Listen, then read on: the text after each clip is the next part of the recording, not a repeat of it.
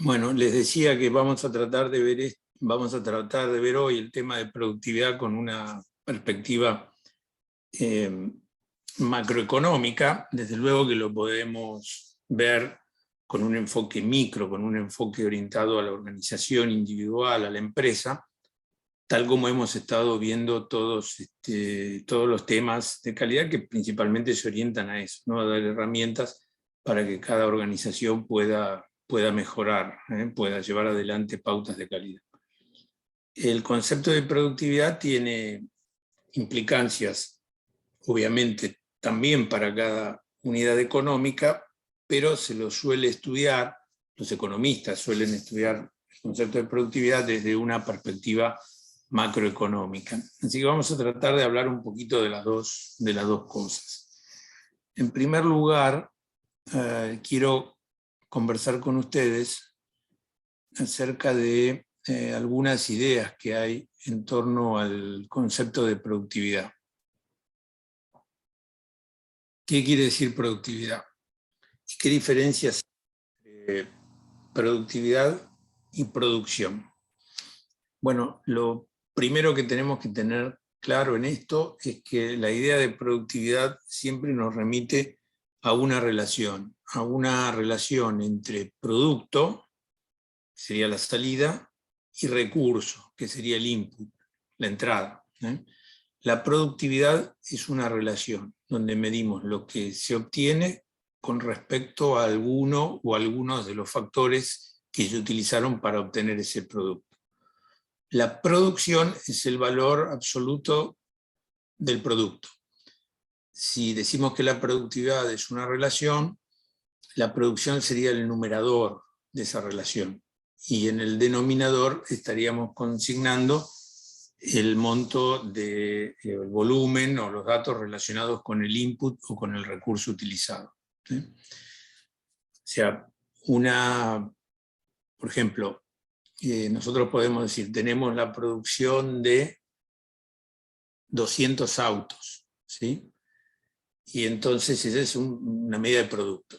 Pero si, por ejemplo, la queremos relacionar esos 200 autos que producimos con la cantidad de trabajadores que hay en la fábrica produciendo los autos, ¿qué hacemos? Dividimos 200 autos dividido cantidad de trabajadores. Y, por ejemplo, nos puede dar que tenemos 10 autos por cada trabajador si hay 20 trabajadores. Entonces, ven, esa es una relación de productividad. La productividad de cada uno de esos trabajadores es hacer 10 autos. Generalmente no se mide así por persona, ¿sí? Se suele medir por horas o bueno, de alguna otra forma que nosotros vamos a ver a nivel macro. Y a nivel micro también, en general, podemos hacer una medida de productividad por trabajador, por persona, por empleado, ¿sí? Es frecuente hacerlo. Si no, lo hacemos también, para ser más preciso, por ejemplo, por horas de trabajo de las personas, o sea, multiplicando las personas que tenemos por la cantidad de horas que trabajan, o inclusive por uso de equipamiento, o sea, de acuerdo a la cantidad o el volumen de trabajo que cumplen nuestras máquinas, las horas de trabajo que tenemos operando nuestras máquinas, y así calculamos una medida de productividad. Cuando hablamos de productividad, entonces ya ahí tenemos que es un concepto que mide relaciones. Otro factor que suele impactar en esto, más allá de la relación técnica, la eficiencia con que se utiliza el recurso, está la parte monetaria. Pero detengámonos también acá, ya que les nombré eficiencia, a relacionar estos conceptos. Así como hay una relación entre producto y productividad, nosotros tenemos una relación entre eficiencia y efectividad.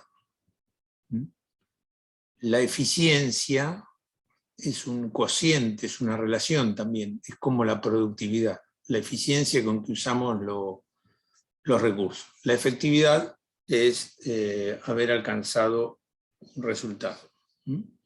Esta relación también que se suele dar en los primeros cursos de administración entre el concepto de eficiencia y el de efectividad, bueno, tiene su correlato en el de producto y productividad. Son conceptos similares. O sea, uno es lograr objetivos, lograr una determinada producción, un determinado nivel de actividad, y el otro es cómo nosotros utilizamos los recursos, de qué manera usamos nuestros recursos.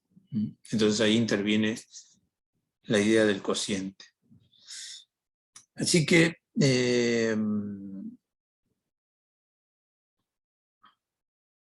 entonces nosotros tenemos eso, tengámoslo presente, es de alguna manera bastante sencillo, y vamos a mirar un poquito que vamos a compartir una página o dos y vamos a ver algunas ideas relacionadas con el concepto de productividad.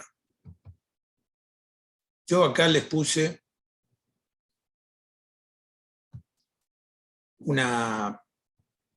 lo saqué esto está sacado de Wikipedia, si ustedes ponen productividad en Wikipedia sale esto, pero me gustó esta tabla para ver la relación que ha habido en la productividad del trabajo en el Reino Unido desde 1785 al 2000. Acá está la referencia de dónde se obtuvo esto, o sea, el que lo subió a Wikipedia, en esta referencia 25 está la fuente, que supongo que es una fuente confiable. Y fíjense ustedes aquí, para meternos en el concepto de productividad y con algún enfoque macroeconómico, cómo está medido, ¿no? Ven, tienen la columna de población, o sea, cómo ha ido evolucionando la población, la columna de población ocupada, o sea, las personas que trabajan, las horas trabajadas por año y las horas trabajadas por semana y las horas trabajadas por día. Vean cómo las horas trabajadas por cada persona han ido disminuyendo, ¿sí? Desde una cantidad muy grande de horas que se trabajaban en 1785, piensen que 1785 es la época de la Revolución Industrial, ¿no?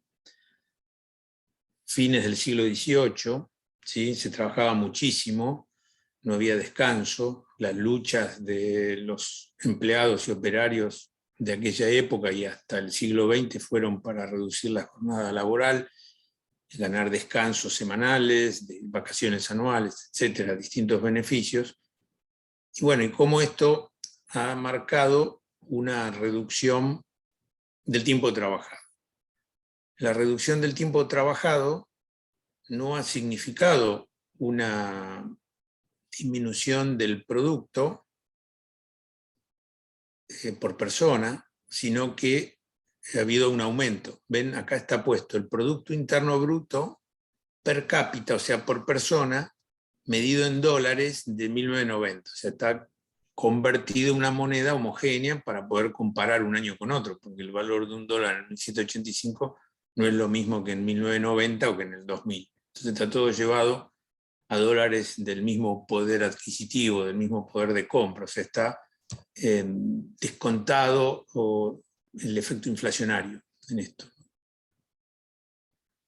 Y vean ustedes cómo la renta per cápita creció muchísimo, desde los 1.505 de aquella época a los 19.817 del año 2000. Hoy es todavía más alto, porque esto es moneda de 1990.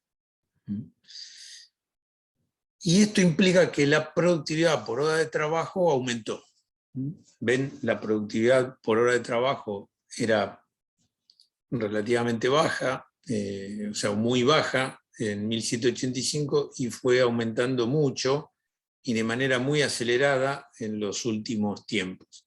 Quiere decir que el trabajo de las personas es más productivo hoy que antes, y esto, bueno, puede tener varios análisis, digamos, de por qué es así. ¿Por qué una hora de trabajo hoy es más productiva que antes? y como consecuencia de que es más productiva que antes, es mayor su productividad, se puede trabajar menos para tener una renta todavía mayor. ¿Qué explica o qué puede explicar que haya pasado esto, ¿no? O que pase esto? ¿Por qué será más productiva la hora de trabajo ahora que antes? ¿Qué piensan ustedes?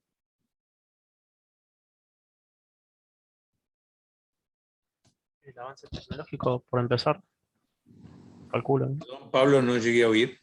El avance tecnológico, ¿se escucha? Sí, ahora sí. Sí, decía el avance tecnológico que posibilitó justamente el tema de la productividad que aumente. Ujú. El avance tecnológico. Bueno, ¿qué más podemos decir al respecto? Sumado también el tema de la organización del trabajo y demás cuestiones que venimos estudiando desde el principio de la carrera. ¿Cuáles cuestiones, Pablo? Y el tema de la estructura organizativa o todas estas cosas que vemos desde el CBC, justamente Sí. que nos ayuda a ver el tema de la eficiencia, la eficacia y todo lo demás. Ujú, Aparte de cómo también se distribuye el trabajo, ujú, la especialización y demás. ujú. Y lo que vemos en calidad también. Exacto. Bueno, así es. Evidentemente el avance científico y tecnológico ha permitido lograr esto. Yo creo que en eso no hay dudas, que la productividad ha sido, ha sido mejorada a partir del avance tecnológico y científico, los descubrimientos científicos aplicados a tecnologías vinculadas a la producción, a las operaciones, han mejorado el rendimiento, la performance de los distintos factores de la producción. O sea, no solo real trabajo, sino también los suelos. Con más tecnología se ha logrado tener más producción primaria que la que había anteriormente. Y en el caso del trabajo de las personas, sin duda, mucho más, ¿no? Porque la tecnología ha ayudado a sustituir trabajo humano por máquinas en algunos casos, aumentando la productividad y la eficiencia, y hacer mejor el trabajo de las personas, hacerlo más eficiente, más productivo. Eso se consigue con el avance científico y tecnológico. Y también, como bien señala Pablo, la parte de lo que todas las cuestiones que hacen el desarrollo de técnicas de gestión, ¿no? de management, eh, que hacen que se trabaje de mejor forma, más coordinado, más eficiente, se aprovechen mejor los recursos, donde la parte de calidad juega un rol significativo. O sea, la calidad, todo lo que nosotros estamos viendo en calidad ha ayudado a aumentar la productividad, porque se logran mejoras, se logran evitar errores, fallas, desperfectos, mermas, pérdidas, y todo eso implica aumentos en la productividad. Así que estas cuestiones han influido. Hay una discusión acerca bueno, de cuánto han influido, de qué manera, o sea, cuál es la medida al respecto. Y después hay una discusión acerca de, digamos, quién ha logrado sacar ventaja de estas mejoras. O sea, si estas mejoras han representado mejores retribuciones para las personas, mayor renta del capital invertido, mayor renta para los factores de producción, en fin, distintas cuestiones que se discuten. En esto que les señalé, aquí hay una opinión, bueno, pero es la opinión que subió a Wikipedia el que cargó esta página. Vamos a ver qué dice. El aumento de la productividad está asociado al crecimiento económico y si bien los rendimientos decrecientes afectan de manera significativa el uso de la mano de obra, tanto en su número como en su dedicación y su salario. Bueno, nosotros estamos hablando acá justamente de rendimientos que son mejores, son superiores. No sé si ustedes saben qué significa el concepto, o recuerdan, deberían saber el concepto de rendimientos decrecientes, que es un concepto de la economía.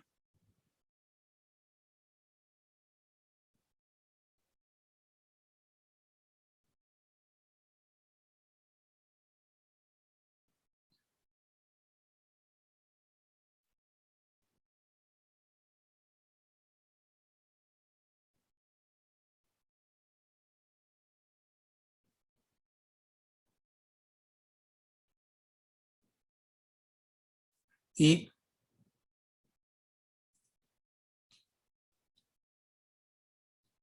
Recuerdo haberlo estudiado, pero ahora no, no no sale Yo recuerdo. ahora. también recuerdo haberlo visto, pero no lo tengo bien definido. Bueno, bueno. eh, la idea, bueno, ya que está mencionado acá, lo tratamos de refrescar de manera muy, muy sencilla, ¿sí? Lo de rendimientos decrecientes, ¿sí? Sería lo contrario del aumento de la productividad, o sea, sería que la productividad vaya disminuyendo. O sea, agregar una unidad más de insumo implica tener una producción adicional inferior a lo que te dio la unidad de insumo anterior, por eso rendimiento decreciente. Es, por ejemplo, si tengo una maquinaria operando casi al máximo de su capacidad de producción, ¿sí?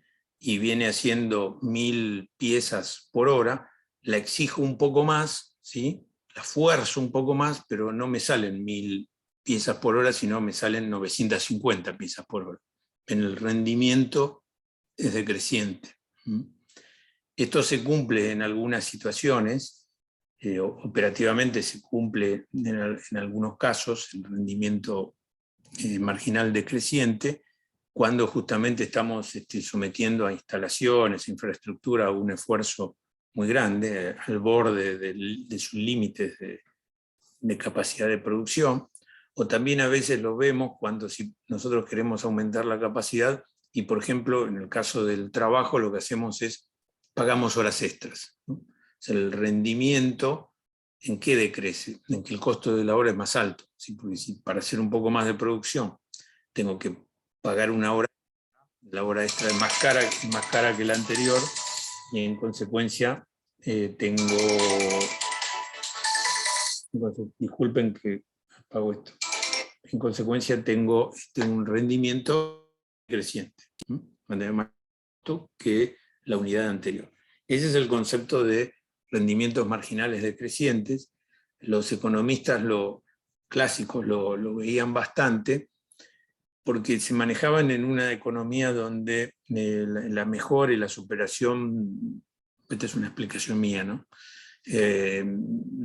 No se daba con el vértigo que hay actualmente, y entonces ellos veían que en situaciones casi de máximo aprovechamiento de los factores de producción, lo que podía ocurrir es que hubiera un rendimiento marginal decreciente. Contra la idea del rendimiento marginal o el concepto de rendimiento marginal decreciente, está uno que juega en sentido contrario, que es el de economías de escala. Esto es no cuando estás cerca del máximo de la capacidad, sino al revés, cuando estás bastante lejos de tu máximo de la capacidad, aumentar la producción te puede generar ahorros individualmente considerados cada uno de los productos. Economía de escala. O sea, el costo de mantener una planta va a ser para cada unidad menor si yo hago 10.000 unidades en lugar de hacer 1.000 unidades. Aumento la cantidad de producción y entonces logro lo que se llama economías de escala, porque lo que le toca a cada una de esas unidades de ciertos costos que ya están porque normalmente son costos fijos, es en términos de unidad menor. Entonces logro economías de escala. Entonces te decían que en determinadas situaciones uno aumentaba la producción y iba obteniendo economías de escala. En determinado punto esto se estabilizaba y después lo que pasaba a ocurrir era que había rendimientos marginales decrecientes. O sea, para aumentar la producción había que agregar insumos más que proporcionalmente, entonces el rendimiento marginal, o sea, de la unidad adicional, era menor que el anterior. Son dos fenómenos que juegan uno contra el otro. Bueno, esto a título de repaso.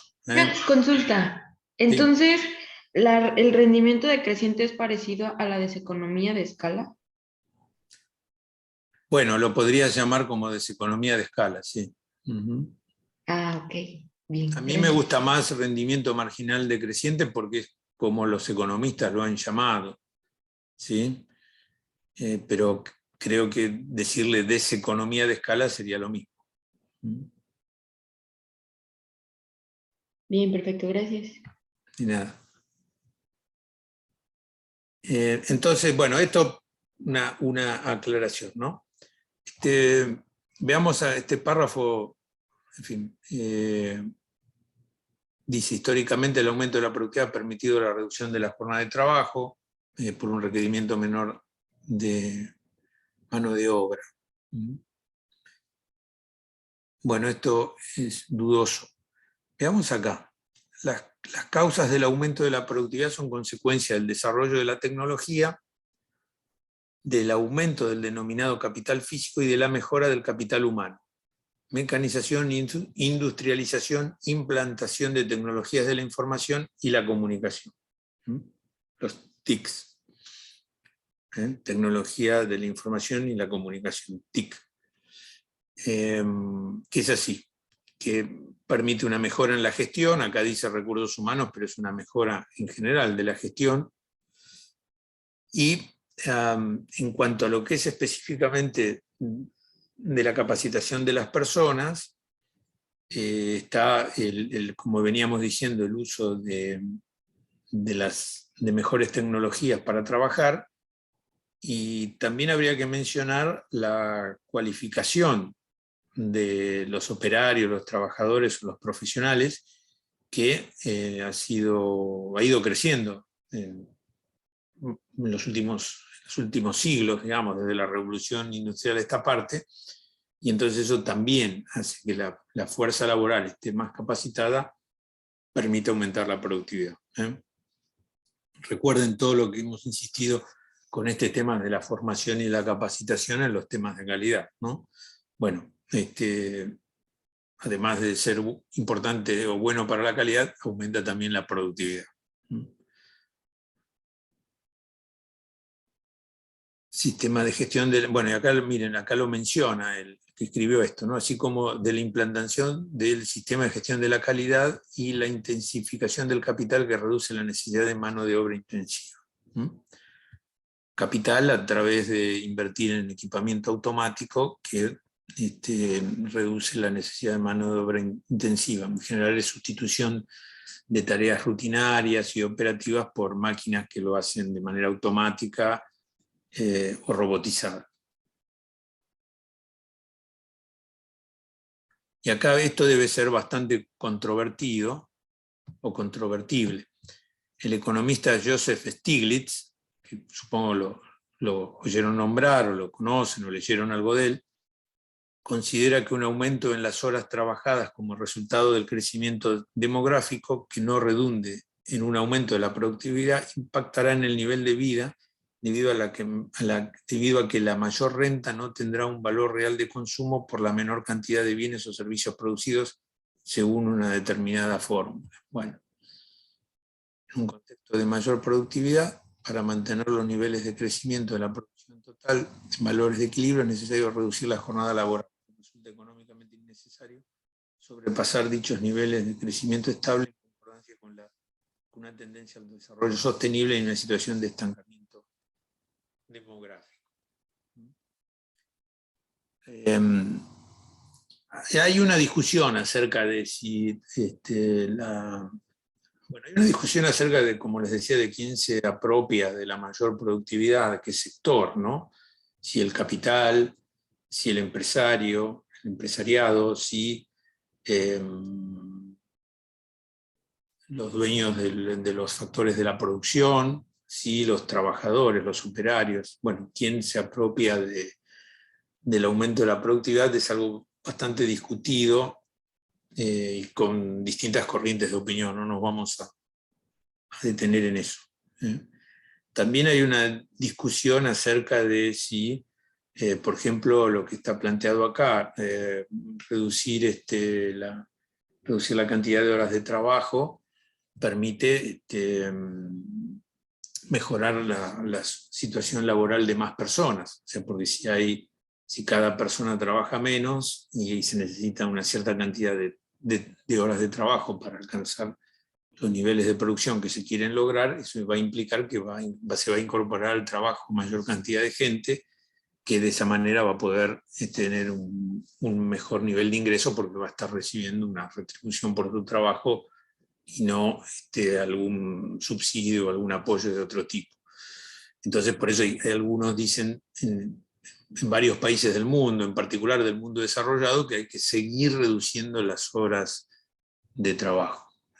Esto uno puede aprobarlo con entusiasmo para trabajar un poco menos, pero bueno, también es otro tema hoy de gran discusión en el mundo.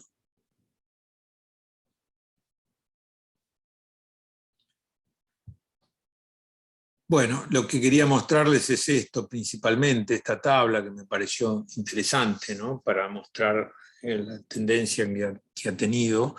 Yo soy de los que piensan que el mundo ha mejorado, no que ha empeorado, ¿no? Hay gente que tiene una visión pesimista. Yo tengo una cautelosamente optimista. A mí me parece que hoy las cosas son mejor que años atrás y no peor, aunque a veces se encuentran indicios, indicadores o situaciones que mostrarían lo contrario, pero bueno, en todo lo que es entorno empresario y lo que ocurre en los entornos de empresas, en particular en el mundo desarrollado, en el mundo en vías de desarrollo, la evolución me parece que es incontrastable.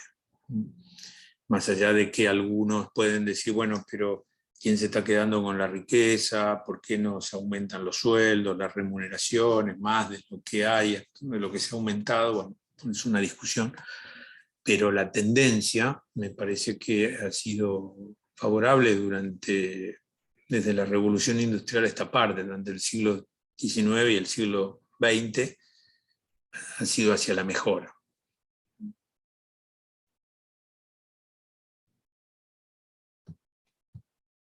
Después les subo esta hojita, que es muy cortita, aparte está en Wikipedia, la encuentran enseguida, ponen productividad y la encuentran. Ahora vamos a tratar de ver un trabajo que tengo acá seleccionado, que es un poquito más complejo. Disculpen, no es este.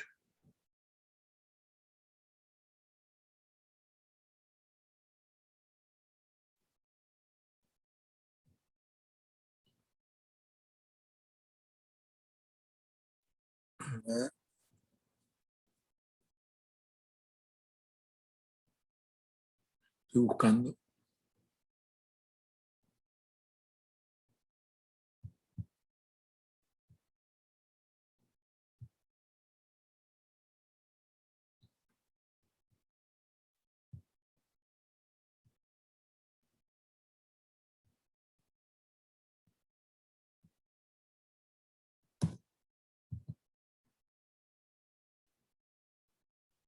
Bueno,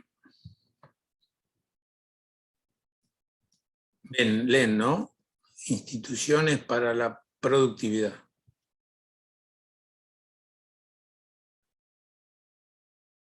¿Sí? Se ve, ¿no? La pantalla compartida. Sí, sí se ve.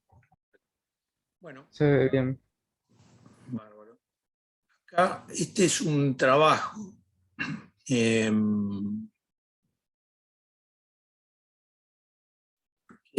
está desarrollado por un organismo multilateral de América, ¿sí? Se llamaba Corporación Andina de Fomento, ¿sí? Ahora se llama Banco de Desarrollo de América Latina, que reúne a varios países, obviamente de América Latina, y que hacen muchas actividades de investigación, de fomento, de préstamos, desarrollo, capacitación, etc. Y hace unos años hicieron un trabajo donde trataron de mostrar qué se puede hacer en la región para mejorar la productividad. En la región esto es macroeconómico, es micro, es macro, ¿no? Bueno, el trabajo es muy extenso. Yo solamente me voy a remitir y le voy a pedir que le den una mirada a la primera parte donde hay algunos conceptos generales. Pero si a ustedes el tema les interesa, el trabajo es bueno, está muy bien hecho. Entonces ellos dicen aquí, bueno, ¿qué se puede hacer para aumentar la productividad, ¿no? Y vamos a ver ahora cómo han comparado la productividad de muchos países con respecto a la productividad de Estados Unidos, tomando a Estados Unidos como, digamos, como un benchmarking para esto, ¿no?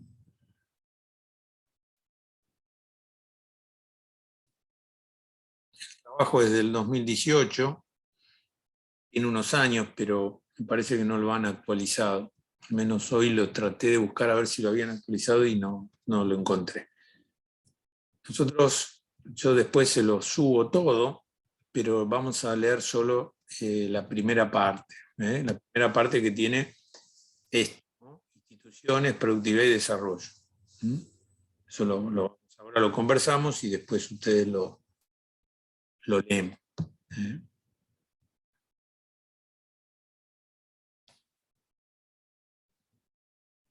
El propósito de ellos es tratar de ver la situación de materia de productividad y de competitividad de América Latina. Hacen un diagnóstico de que la situación es bastante mala y proponen ideas para ver de qué manera podría corregirse esto, ¿no? Entre que él, obviamente, probablemente en el diagnóstico no haya mucha controversia en cuanto a qué ideas se pueden llevar adelante para superarlo, puede haber diferencias según desde qué ideología se aborden esas ideas. Pero ellos proponen competencia, cooperación entre empresas, bueno, empleo, hacen consideraciones acerca de las regulaciones en el empleo, etc. Pero nosotros nos vamos a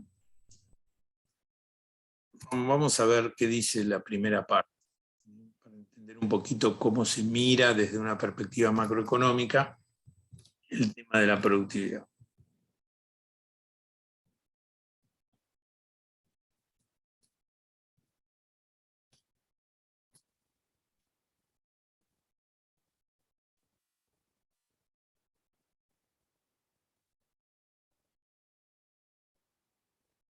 Bueno, fíjense cómo arranca esto, ¿no? En 1960, el producto por habitante de América Latina era el 20% del de Estados Unidos. Producto por habitante. O sea que es una relación también, estamos relacionando el PIB o PBI, Producto Interno Bruto, dividido cantidad de habitantes. Y dice, hoy después de casi 6 décadas, ese rezago es prácticamente el mismo. ¿Ven? En cambio, eso le ocurrió a América Latina, que sigue así. En cambio, no sucedió lo mismo en esos 60 años para el caso de varios países del resto del mundo, en Asia y en Europa. Y ellos lo explican en esto, en que no se ha logrado aumentar suficientemente la productividad.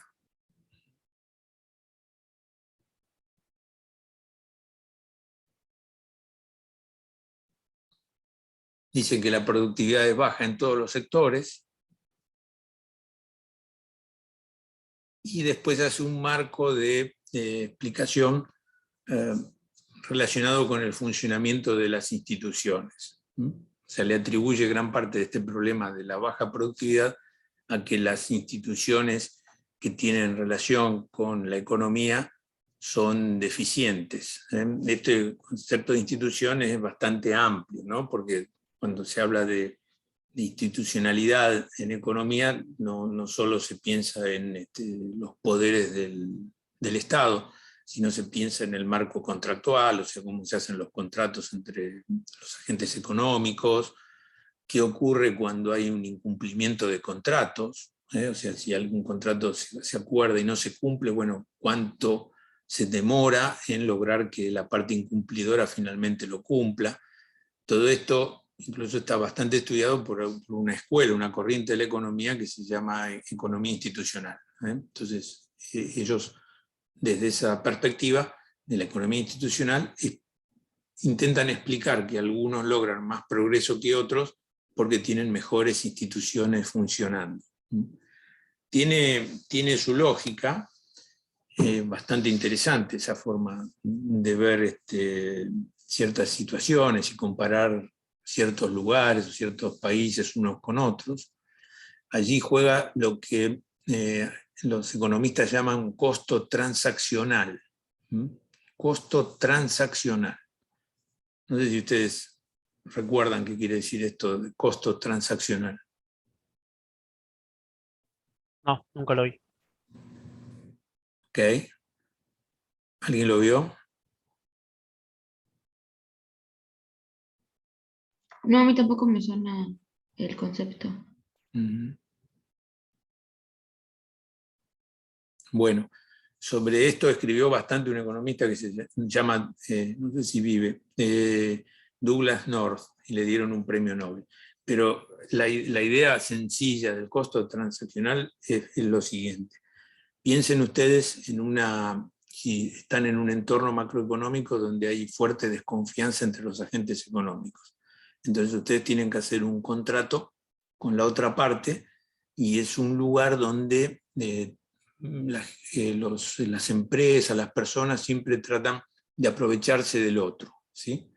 Entonces ustedes para hacer ese contrato van a tener que tomar muchos recaudos, van a tener que hablar con abogados, revisar los papeles, someter análisis, hacer investigaciones. Eso generan costos. Esos costos no agregan valor al producto, a la producción, no le agregan valor a nada. Son costos que terminan siendo unas pérdidas. Eso en un entorno de desconfianza. En un lugar donde los contratos se cumplen y la gente se compromete a algo y lo cumple, probablemente no hay necesidad de soportar todos esos costos para tratar de estar seguro de que a uno le van a cumplir, porque ya a priori se piensa que y se espera que ese contrato se cumpla. Entonces, ahí el costo transaccional es menor.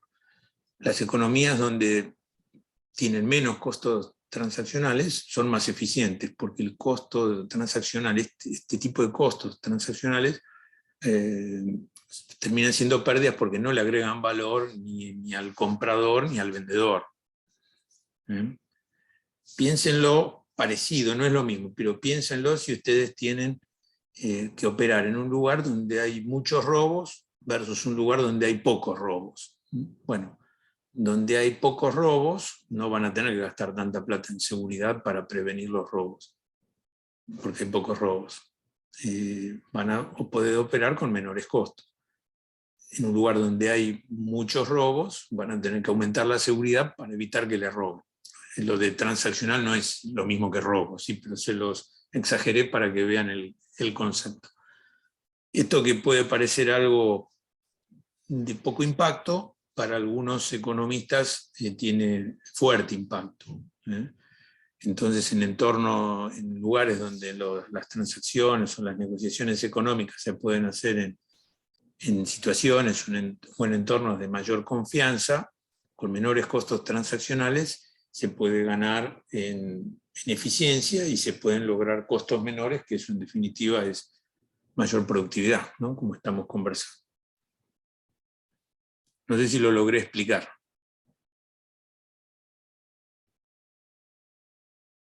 Sí, sí. Bueno, después igual me lo chequean, a ver si dije cualquier cosa.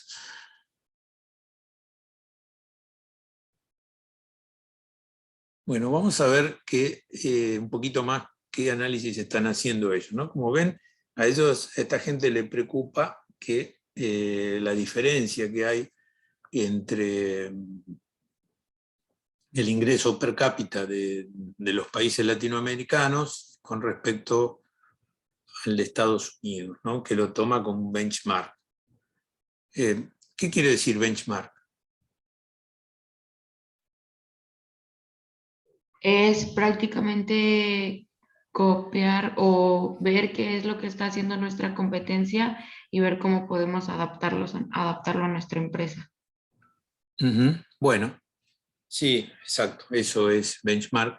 No solemos usar la palabra copiar, ¿no? Porque la palabra copiar tiene una carga negativa, pero el concepto es ese, ¿eh? O sea, benchmarking, digamos, como una técnica de management que estaba muy de moda hace unos años, se hablaba mucho de ella y bueno, y se hacía mucha consultoría sobre esto, y en realidad se sigue haciendo, ¿sí? Aunque no digamos que estamos haciendo benchmarking, y si antes de desarrollar el benchmarking también se hacía, es mirar qué hacen los que consideramos que son los mejores en algo. Es algo muy sencillo y bastante natural, la idea básica del benchmark. Bueno, estos son los mejores, los que logran mejor resultado, vamos a ver qué hacen y nos comparamos con ellos. Ahora, entonces, esta gente en este estudio toma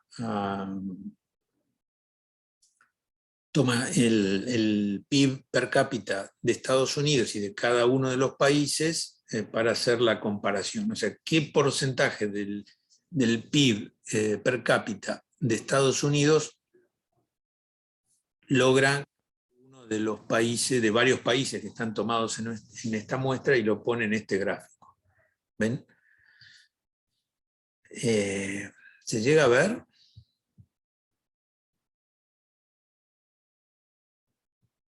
Sí, sí se ve.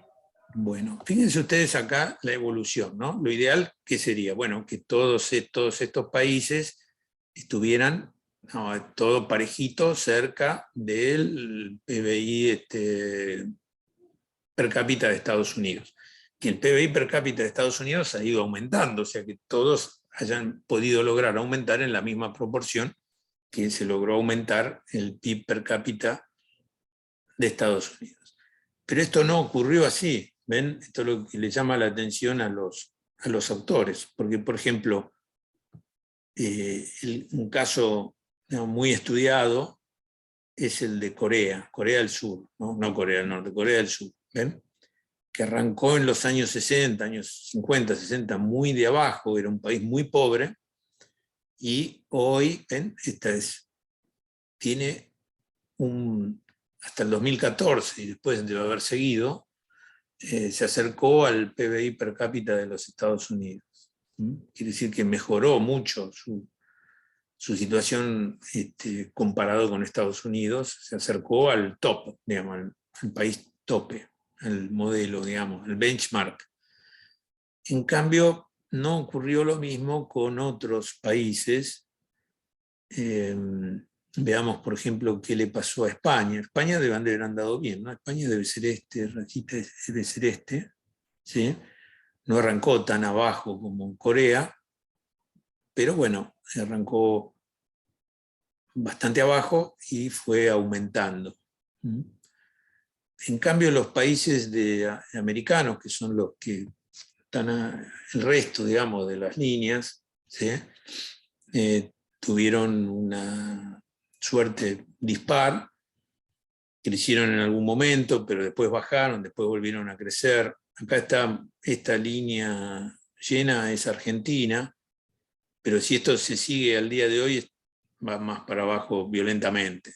O sea, la crisis actual que tiene nuestro país seguro hizo que esta relación cayera, o sea, cayera a un nivel bastante más bajo.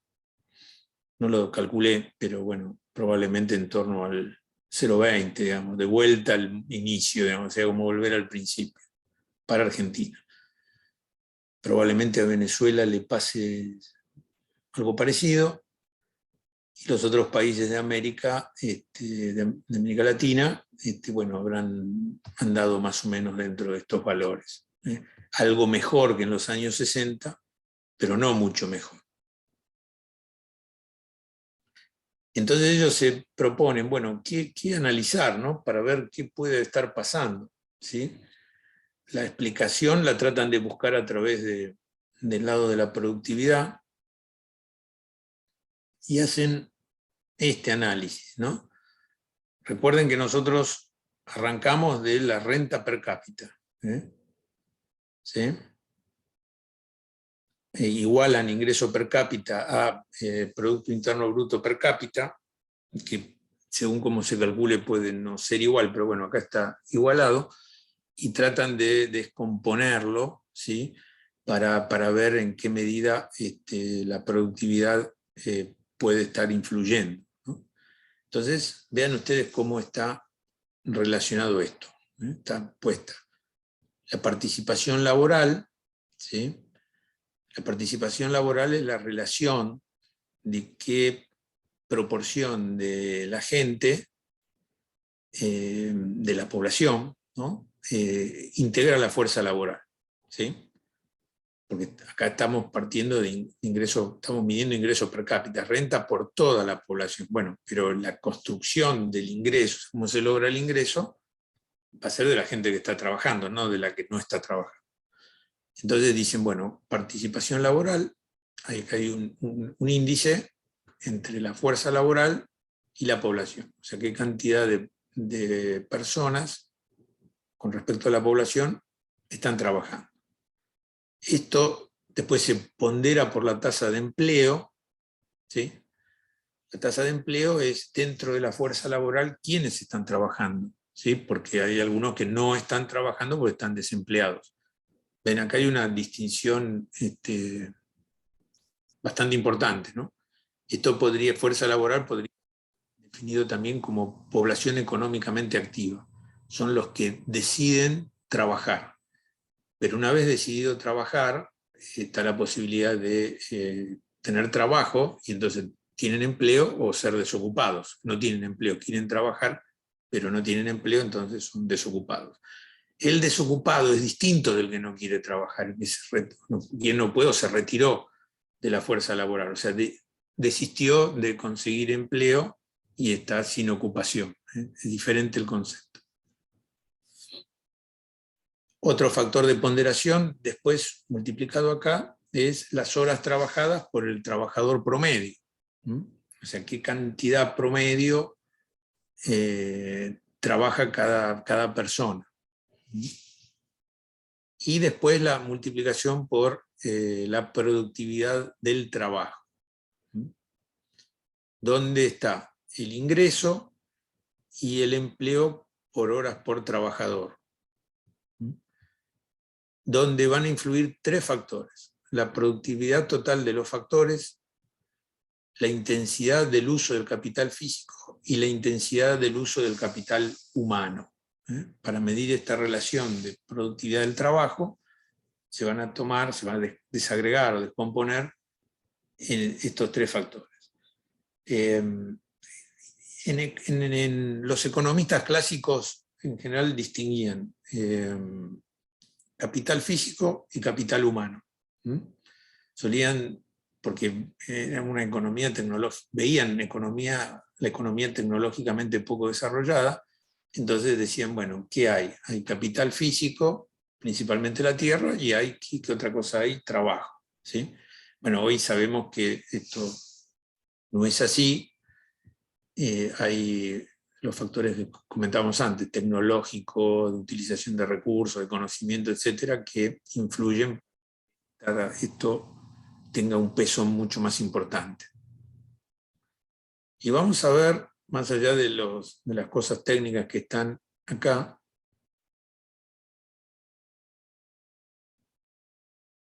qué gráficos tenemos. Después vamos a leer este párrafo que está aquí.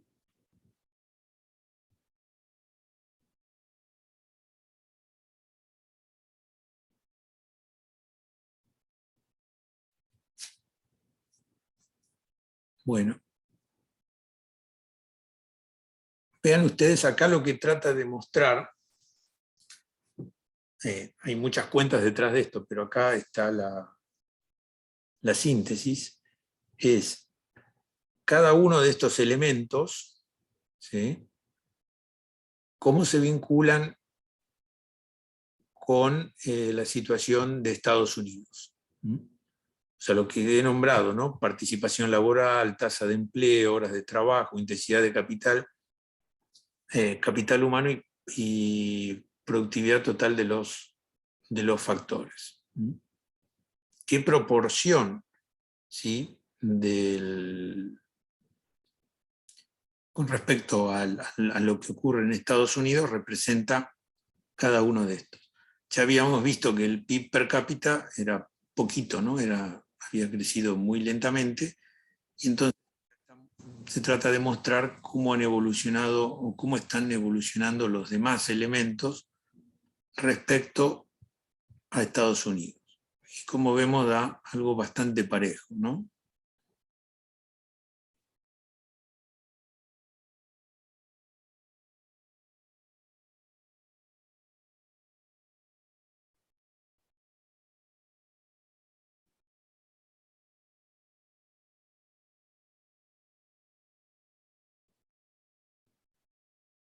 Y esto es los comentarios que hace, porque mira cuáles están más alejados del valor de Estados Unidos, ¿no? Que es la línea de puntitos. Es esta. Todos los demás están más cerca y este es el que está más lejos. ¿Ven? Y el comentario sería este. Para poner estas cifras en perspectivas, si estos países de la región lograran cerrar totalmente la brecha de productividad total de los factores, tendrían en promedio un PIB per cápita de alrededor del 75% de los Estados Unidos. En contraste, si lograran eliminar sus diferencias de capital humano, el PIB per cápita sería aproximadamente 40% del de Estados Unidos.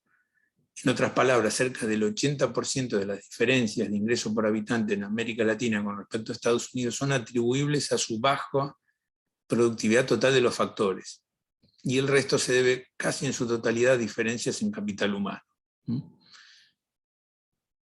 El cuadro 1.1 presenta la descomposición, que es el cuadro 1.1, gráfico 1.1, vamos a ver el cuadro 1.1. Es este. ¿Ven? Contribución a la brecha. Bueno, la idea con que, digamos, que ellos intentan demostrar con esto es, desagregando los factores que intervendrían para la formación de la renta per cápita para medir su productividad, la conclusión que sacan es que este concepto bastante difícil de atrapar, que es esto de la productividad total de los factores, es lo que estaría mostrando el mayor impacto por el cual los países latinoamericanos no se acercan a la performance de Estados Unidos, porque en los demás, en la productividad del uso del capital, en el capital humano y en todos los demás, no estaría ocurriendo, la distancia, la brecha no sería tan grande.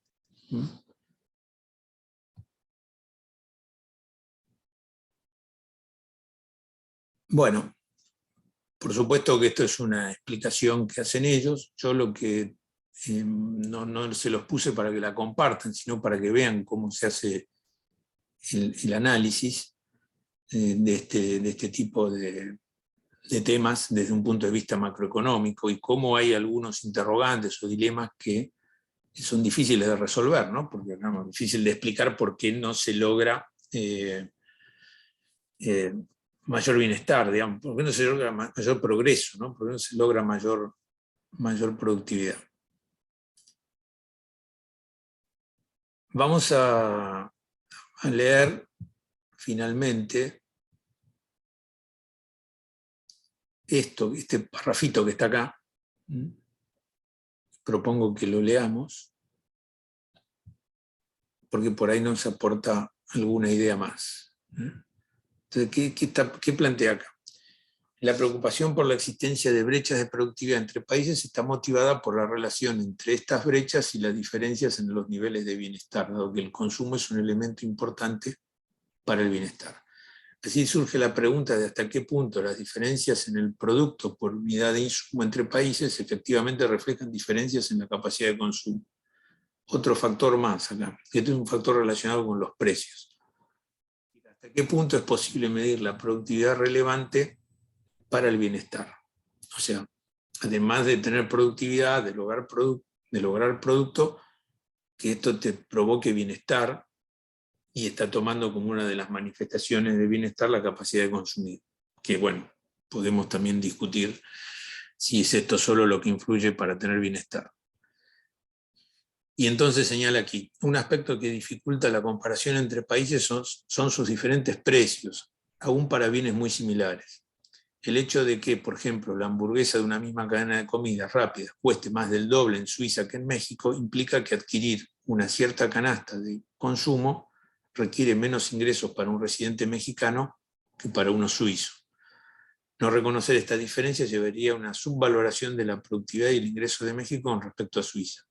Por esta razón, las comparaciones de productividad entre países suelen hacerse con base en medidas de PIB en unidades de paridad de poder adquisitivo, como en el caso de las figuras de este capítulo, que se asegura de valorar los mismos productos usando los mismos precios entre países y de tener en cuenta canastas de productos igualmente constantes. Bueno, no sé si se logra entender el concepto que está agregando acá. ¿Qué quiere decir esto? Nosotros podemos tener un ingreso alto, un ingreso per cápita alto en un lugar, pero todos los bienes y servicios son caros en ese lugar. Entonces, compramos una cierta cantidad de bienes y servicios. Ganamos mucho, pero son caros. En otro lado, podemos ganar menos, pero son baratos. Y entonces, tal vez, aún ganando menos, podamos comprar la misma cantidad de bienes y servicios que en el otro lado. Entonces, esta cuestión de los precios puede implicar en esto alguna distorsión. Bueno, y ellos dicen que en este trabajo han segregado ese aspecto para que no provoque distorsiones. Pero es importante también tener esto presente cuando nosotros comparamos situaciones de países distintos. O sea, todo el estudio que está puesto acá, según dicen acá, segrega este aspecto, porque toma en cuenta canastas de productos constantes.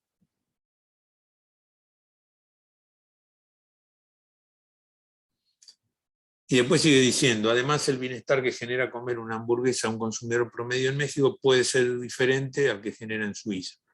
Bueno, esto es dudoso, bueno, es una afirmación que ponen acá. Calidad de los ingredientes, presentación del producto, probablemente sea más rica la de México que la de Suiza, pero bueno. Servicio al cliente, que tanto gusten las hamburguesas en una cultura con respecto a la otra, y otros factores pueden diferir entre ambos países. Valorar este bien al mismo precio y con el mismo peso en un país y otro implica no tener en cuenta estas diferencias de calidad y gusto, y genera una serie de cuestionamientos adicionales sobre el grado en que las medidas de productividad usuales son relevantes para el bienestar.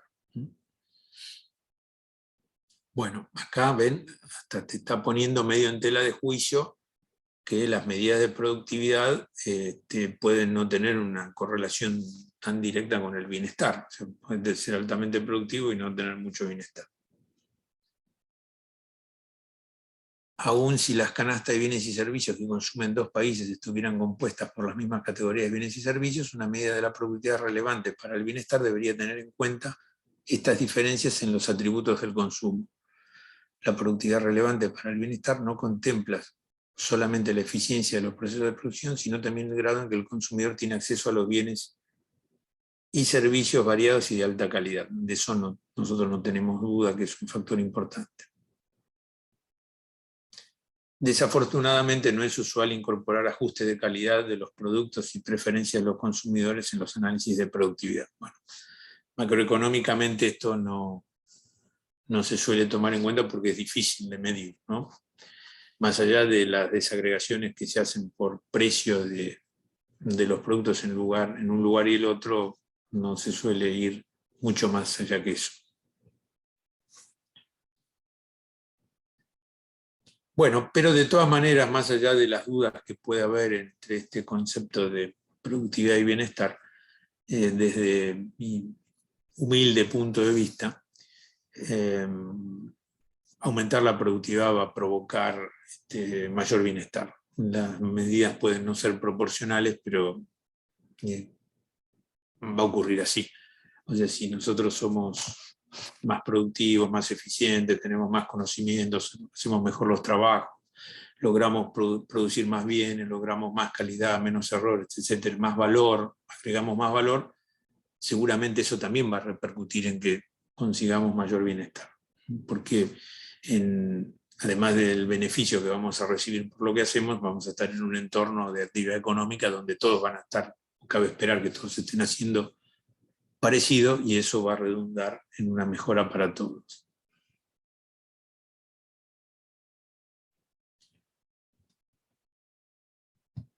Bien. Bueno, denle una leída. Esto para nosotros es muy teórico, ¿no? Para los economistas no. O sea, los economistas tratan de poner fórmulas y valores en cada una de estas relaciones y ecuaciones. Nosotros lo vemos como un concepto global porque en realidad lo macro no es el objeto de estudio de nuestra materia, sino lo micro.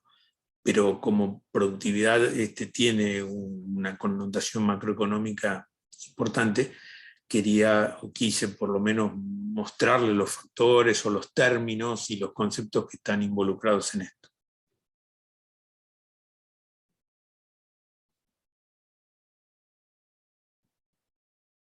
Bueno.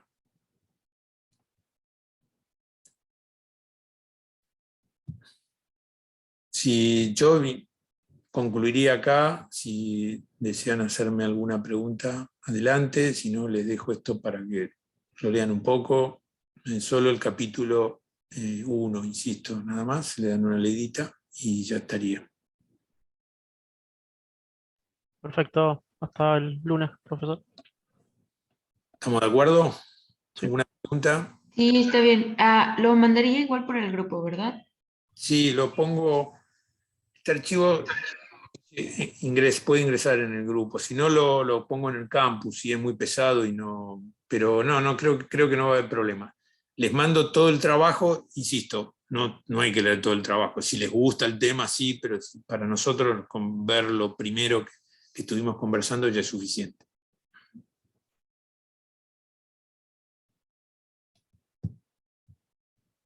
¿De acuerdo? Perfecto, profe. Bueno, chicos, y ya está grabando la clase, después la termina de procesar Zoom y lo subo. Buenísimo. Perfecto, Saludos. gracias. Muy bien, que anden muy bien. Un saludo. Nos vemos. Nos vemos. Chao. Chao.